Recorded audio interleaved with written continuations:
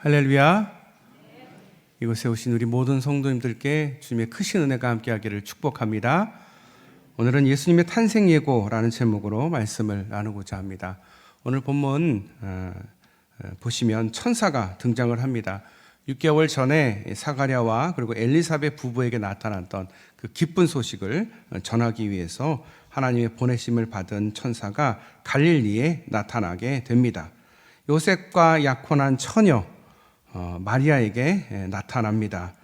은혜를 받은 자여 평안할지어다, 주께서 너와 함께 하시도다. 그렇습니다. 마리아는 은혜를 받은 사람입니다. 마리아가 놀라할 때 천사는 다시금 너는 하나님의 은혜를 입었다라고 말합니다. 마리아가 메시아를 낳는 사명을 감당하게 된 것은 하나님의 전적인 은혜를 입었기 때문입니다. 당시 많은 사람들은 자신들이 메시아를 낳게 되기를 소망했습니다. 예루살렘의 귀족 가문의 딸들로부터 종교적인 혈통을 우선시하는 이 바리새파 가문의 딸들에 이르기까지 저마다 귀한 소망을 품고 있었습니다. 그것은 본인이 메시아를 낳는 것입니다. 그런데 어떻게 마리아에게 그 같은 사명이 주어진 것일까요? 물론 하나님의 전적인 주권의 선택이다 할 수 있습니다.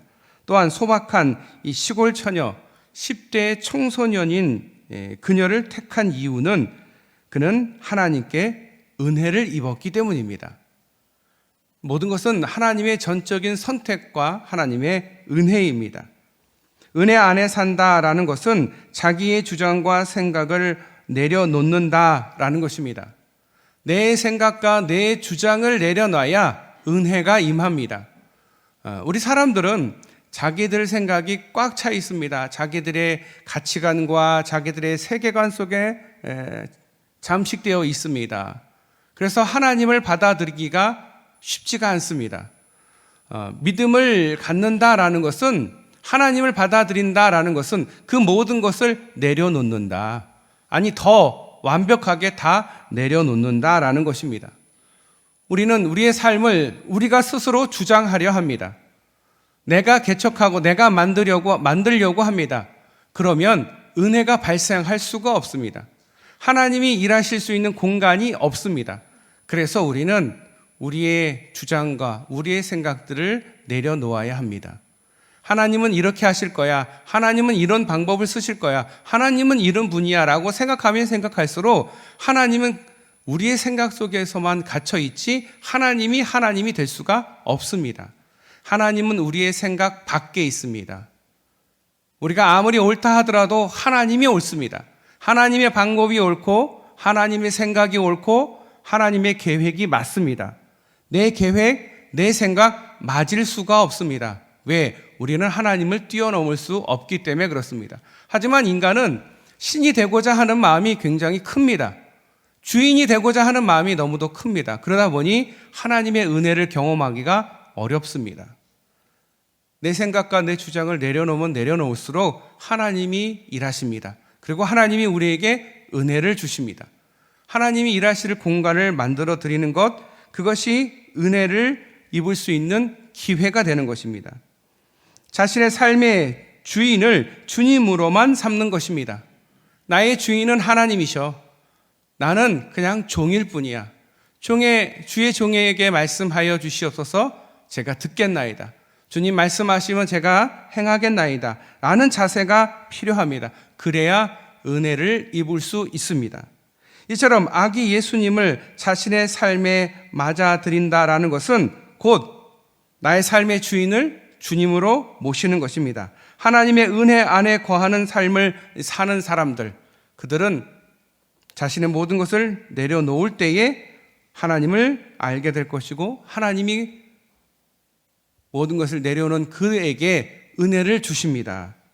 오래전에 있었던 실화입니다. 한 목사가 새벽 기도를 마치고 귀가하던 길에 쓰레기통 주변을 지나가던 중이었습니다. 그런데 어디선가 부스럭거리는 소리가 들렸습니다. 뭔가 살아있는 것이 쓰레기통에 있는 것 같았습니다. 이상하다 생각하고 쓰레기통을 뒤지다 보니 까만 비닐 봉지 안에 막 태어난 핏덩이 아기가 있었습니다. 그 아기는 몸을 떨면서 거의 죽어가고 있었습니다. 깜짝 놀란 이 목사님은 그 아이를 데리고 집에 가서 따뜻한 물로 목욕을 시키고 따뜻한 우유를 먹인 다음에 병원으로 데려갔습니다. 다행스럽게도 그 아이는 그 병원에서 건강을 회복할 수가 있었습니다. 그 목사님은 하나님께서 그 아이를 자신에게 맡겼다라는 믿음을 갖고 그 아이를 자신의 양녀로 삼았습니다. 비록 냄새나는 쓰레기통에 버려진 비닐봉투 안에 나온 그 아이에게 이름까지 붙여주었습니다. 그 아이는 하나님의 은혜로 생명을 건질 수가 있었습니다. 그 아이의 생모는 아마도 어린 자매였을 가능성이 높습니다. 원치 않는 아이가 태어나자 무서움과 두려움 속에서 아무도 모르게 그 아이를 비닐봉투 속에 넣어 쓰레기통에 버렸던 것 같습니다. 그러나 하나님은 그 아이를 살리기 위해서 기도를 많이 하는 목사님을 그곳으로 보내주셨습니다. 하나님의 손을 대신하는 그 목사님의 수고로 그 아이는 기적적으로 살아날 수가 있었습니다. 아마도 그 아이는 뭔가 하나님의 일을 하기 위해 태어난 존재가 아닐까 하는 생각을 해보게 됩니다. 아무튼 그 아이는 축복을 받았습니다. 하나님이 지키시면 죽을 아이도 살아나고 실패할 수밖에 없는 삶도 성공하게 되는 기적이 일어나게 됩니다. 비록 나의 삶이 쓰레기통에 버려진 아이와 같을지라도 불안해하거나 슬퍼하지 마십시오. 좋으신 하나님께서 가장 복된 길로 구원의 손을 우리에게 내밀어 주실 것입니다. 마리아를 사용하신 그 하나님은 부드럽고 아름다운 손길로 우리의 삶을 복된 길로 인도하실 것입니다. 그것이 하나님이십니다. 그분이 하나님이십니다. 하나님은 우리를 절대 고난과 아픔 속에 그냥 내버려 두시지 않으십니다. 왜냐하면 그 하나님은 우리를 너무도 사랑하셔서 독생자 예수 그리스도를 우리를 위해서 내어주셨던 하나님이시기 때문입니다. 또한 마리아는 하나님의 역사를 신뢰하는 사람이었습니다. 애띤 소녀였던 마리아는 하나님의 큰 기적을 경험한 사람이었습니다. 이 30절 말씀을 보면 내가 잉태하여 아들을 낳으리니 그 이름을 예수라 하라. 자녀를 낳아보지도 않은 처녀에게 이 같은 소식은 엄청난 사건이었을 것입니다. 나는 남자를 알지 못하는데 어찌함인가? 어찌 이런 일이 일어날 수 있는가? 여기서 어찌함은 어떻게입니다. 만약에 왜라고 반문을 했다면 이것은 부정적인 반문입니다. 왜 나에게 이런 일이, 왜 나에게 이런 아픔이, 왜 나에게 이런 이상한 일이 라고 한다면 이것은 부정적인 반응입니다. 그런데 여기서 보면 어찌함인가?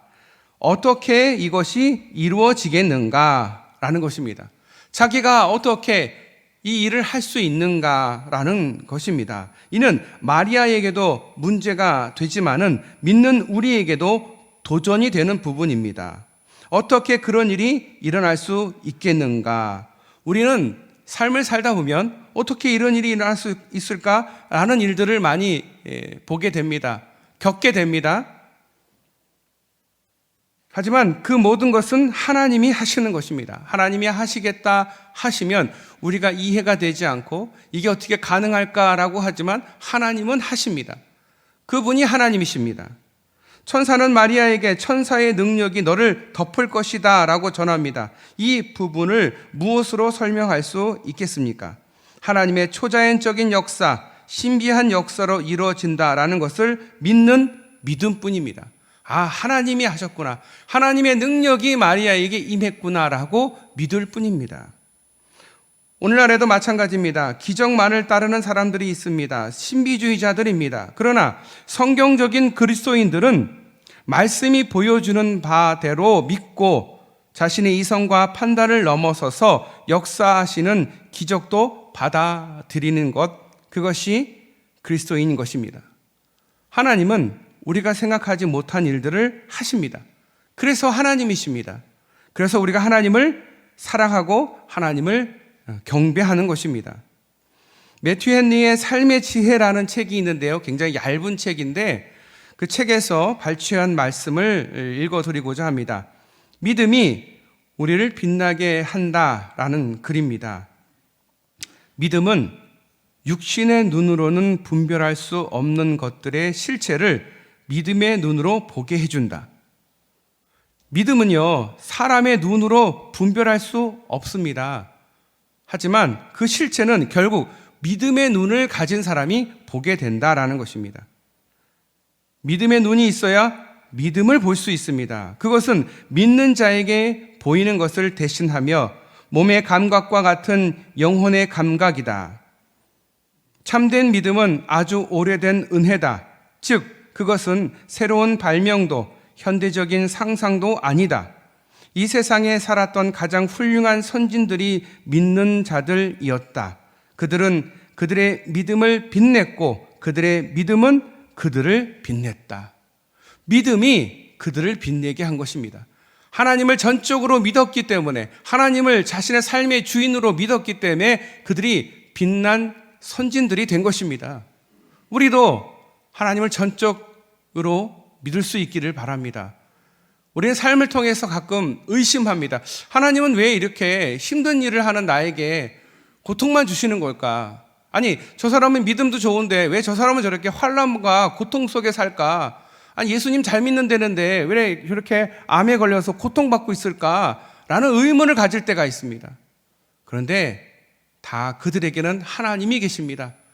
하나님이 그들을 위해서 핏값을 주고 그들을 구원하셨습니다. 그렇다면 그 하나님은 절대 그들을 포기하지 않습니다. 우리가 볼 때는 절망적이고 육체적인 눈으로 볼 때는 어떻게 저런 일이 있을까라고 생각하지만 믿음의 눈으로 보면 볼 수 있습니다. 왜냐? 그 마지막은 마리아와 같이 하나님의 은총을 입고 하나님의 기적을 행하는 사람이 된다라는 것입니다.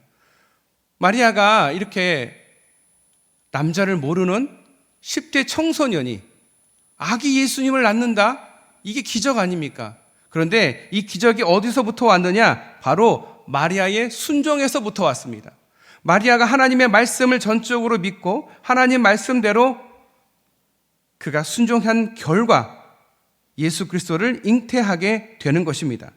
마리아는 하나님의 말씀에 순종하는 사람이었습니다. 마리아의 사촌이었던 엘리사벳이 임신했다는 소식을 듣습니다. 37절 말씀에 보면 하나님의 모든 말씀은 능하지 못하심이 없느니라 라고 말합니다. 말씀 그 자체를 받아들인 것입니다. 말씀이 못하는 것이 없다. 말씀은 곧 누굽니까? 하나님이십니다. 하나님은 능치 못하는 것이 없다라는 고백입니다.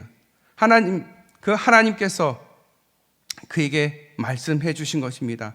말씀이 자신의 삶에 역사하시기를 기대한 것입니다. 말씀의 능력을 믿은 것입니다. 말씀에 순종하기 위해서는 말씀의 능력을 고백할 수 있어야 합니다.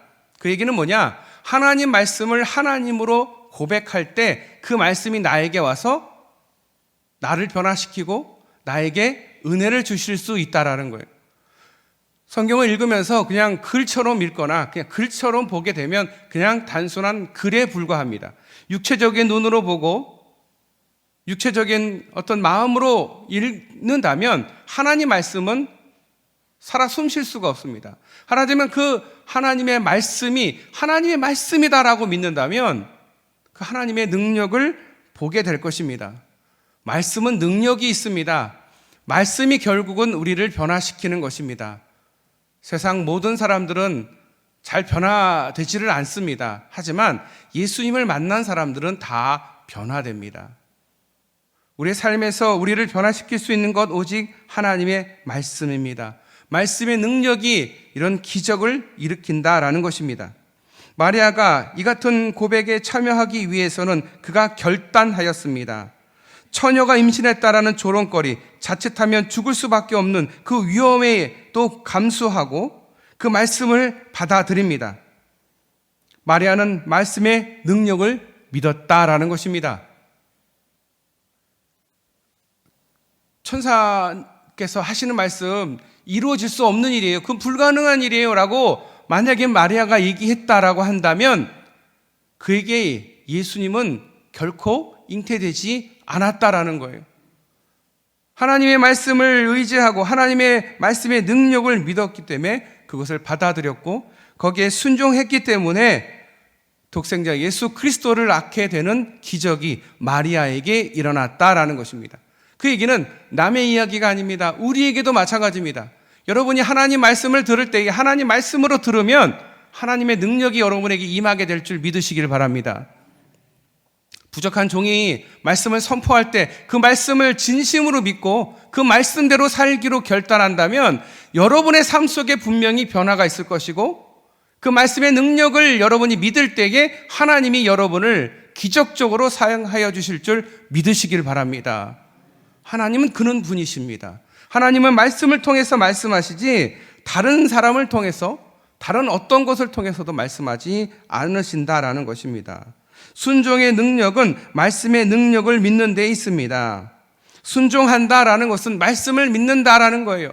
순종하지 않는다라는 것은 말씀을 믿지 않는다라는 거예요. 하나님을 믿지 않는다라는 거예요. 사람들 보면 말씀을 믿지 않는 사람들이 많습니다. 왜 믿지 않습니까? 하나님이 없다라고 생각하기 때문에 그렇습니다. 하지만 하나님이 계시다라고 생각한다면 하나님 말씀을 믿을 수밖에 없고 하나님 말씀에 순종할 수밖에 없습니다. 왜? 하나님께서 말씀하셨으니까. 하나님 말씀을 보고 하나님 말씀으로 받아들일 수 있는 믿음이 어떻게 보면 그게 은혜입니다.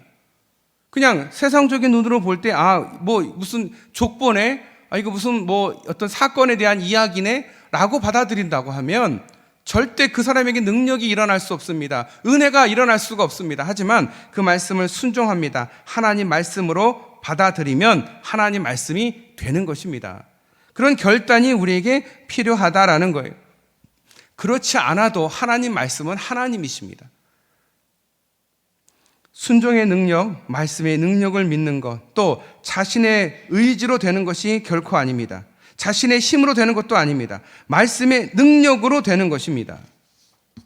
38절에 주의 여종이여니 말씀대로 내게 이루어지이다 하니, 말씀을 믿기에 자신의 삶의 전부를 의뢰할 수 있다라는 것입니다. 전부를 맡길 수 있다라는 것입니다. 반항은 죄인의 체질이요, 순종은 고된 학습이다라는 말이 있습니다. 우리 인간은요, 하나님 말씀에 대해서 반항심이 항상 있습니다. 어떻게 하나님 말씀대로 다 되겠어? 내 생각대로 돼야지. 내 생각이 먼저야. 내 계획대로 돼야지. 왜 내 계획대로 되지 않지? 라는 생각들을 많이 합니다. 그게 죄인된 체질입니다. 하지만 순종, 하나님 말씀에 순종하기로 결단하는 우리들에게는 고된 학습입니다. 내가 원하는 게 이건데 하나님은 내 기도를 왜 안 들어주시지? 왜 하나님은 내가 이 방향으로 가고 싶은데 못 가게 하시는 거지? 자꾸 하나님이 우리에게 고된 학습을 시킵니다. 아니야, 내 말이 맞아. 내 계획이 맞아. 너의 뜻이 중요한 게 아니야. 내 뜻이 중요한 거야. 너의 뜻에 너를 맞추려 하지 마. 나의 뜻에 너를 맞춰. 그러면 돼. 주의 나라와 주의 의를 먼저 구해. 그러면 내가 나머지도 다 줄게. 이것이 하나님의 뜻입니다. 이것이 순종하는 자의 자세입니다. 우리는 하나님께 순종하기보다는 자기의 뜻대로, 자기의 의지대로, 자기의 계획대로 자신의 인생을 끌고 가기를 원합니다. 그런데 결코 그게 쉽지가 않습니다. 너무도 무거운 무게거든요. 그런데 그 무게를 사실은 누가 짊어지십니까? 주님이 짊어지십니다. 그러니 우리는 그냥 주님 곁에서 주님 따라가면 됩니다. 주님 나무 가지처럼 붙어 있으면 됩니다. 그것이 고된 학습이 될 수 있습니다. 하지만 그것이 곧 순종인 것입니다. 마리아가 주님의 역사를 이루는 통로가 된 것은 자신의 삶을 내어놓는 결단과 순종이 있었기 때문입니다. 기적을 보고 싶습니까? 기적을 체험하고 싶습니까? 하나님께 전적으로 여러분을 맡기십시오. 여러분의 생각을 맡기십시오. 여러분께 모든 것을 맡기겠다라고 결단하십시오. 여러분에게 하나님의 은혜와 하나님의 기적이 임할 줄 믿으시길 바랍니다.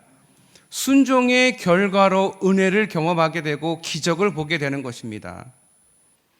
벌써 대림절 세 번째 주간을 맞이하면서 여러분들 앞에 하나님께서 원하시는 것이 무엇인지 깨달을 수 있기를 바랍니다. 하나님께서 나를 어떤 방향으로 어떤 계획으로 끌어가고 계신지를 볼 수 있기를 바랍니다. 그리고 하나님 말씀 앞에 순종하는 여러분 되시기를 축복합니다.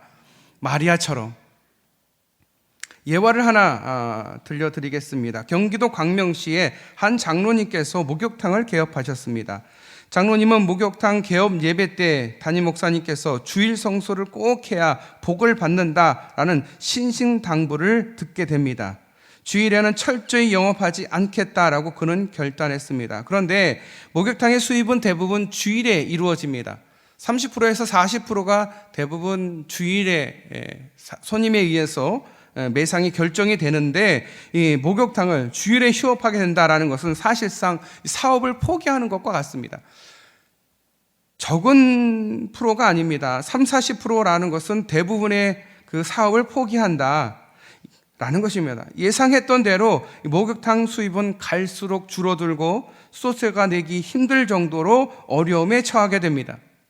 장로님은 그때 하나님 앞에 엎드려 기도합니다. 하나님 도와주시기를.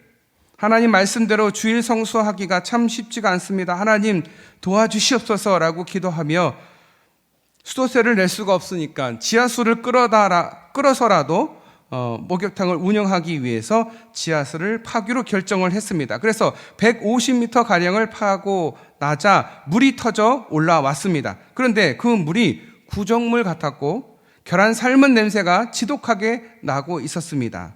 장로님은 처음에는 무척 실망을 했습니다. 그런데 이상하게도 물을 끓여놓고 보니 물이 따뜻하고 투명해집니다. 온도가 같은 온도로 계속 유지되는 것을 보면서 이 물이 유황 온천이구나 라는 것을 깨닫게 됩니다. 그 장로님이 목욕탕을 운영할 때에 송항리에 많은 사람들이 도시에서 유황 온천이 터졌다라는 소문이 퍼져서 많은 이들이 몰려왔다라는 이야기가 있습니다. 말씀대로 순종하는 자에게 복이 있다라는 말씀입니다. 이것은 어떻게 보면 단편적이고 어떻게 1차원적인 것처럼 들릴 수 있지만 하나님을 믿는다라는 것은 단순해야 됩니다. 고민하면 안 됩니다. 하나님 말씀을 순종하는데 이거 순종할까 말까? 이거 순종을 하면 좋은 건가? 이런 생각을 하면 순종 절대 못합니다. 1차원적으로 네 알겠습니다 라고 순종하면 이런 복이 있다라는 예입니다. 나는 순종하는 삶을 살고 있다라고 생각하는 사람들이 많습니다. 순종해야지 라고 생각하면 늦은 겁니다. 순종은요 즉각적으로 순종하는 게 순종입니다.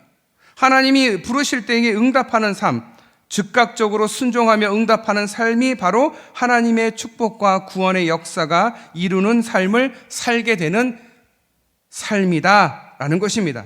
우리의 삶에는 수많은 천사들이 하나님의 말씀을 전해주고 있습니다. 그러나 우리는 말씀대로 이루어지다 하며 응답하는 믿음의 자세가 부족합니다. 주의 말씀을 들을 때 순종하기보다는 고민합니다. 생각합니다. 나의 계획을 먼저 생각합니다. 하지만 그러면 기적이 일어날 수가 없습니다. 하나님 말씀하시면 네, 하겠습니다 라고 즉각적으로 응답하는 것이 순종입니다. 그럴 때 하나님의 선한 구원의 역사가 이루어지는 줄 믿으시길 바랍니다. 아멘을 두 분이 하시는 것 같아요. 네. 여러분 순종하기가 어렵죠? 순종하기 싫으시죠? 아니죠. 네, 순종하고 싶으신데 기회가 없는 거죠. 저는 그렇게 믿습니다. 여러분 순종하셔야 됩니다. 말씀에 순종하셔야 됩니다. 교회 앞에 순종하셔야 됩니다. 말씀 앞에 전적으로 순종할 수 있어야 하나님의 은혜를 체험하게 되는 것입니다.